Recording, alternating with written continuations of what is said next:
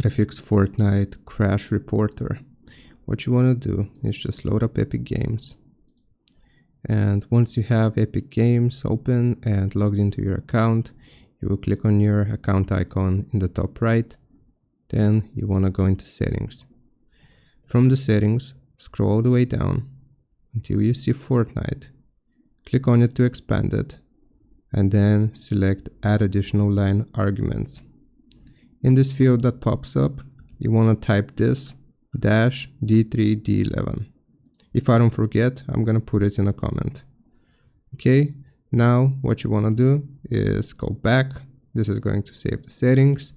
Just restart your Epic Games. So I'm going to close it. Boom. Right click, exit, then restart it. And if that doesn't fix the issue for you, what you can do, I'm going to reopen it. Go into library. Okay, so from here, you want to find Fortnite, click on it, click on the three dots underneath it, go to manage, and here we will select this icon, open install location. Now go into Fortnite game, binaries, Win64, and here you just want to find, I'm just going to expand this. So here you want to find Fortnite launcher, right click, properties, compatibility, and check these options here. Run this program in compatibility mode 4, disable full screen optimizations, and run this program as an administrator. Click on apply, click on OK.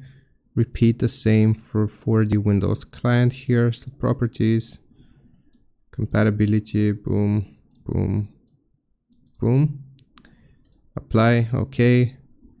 And then go into easy anti-cheat and do the same thing here. Properties, compatibility, oops,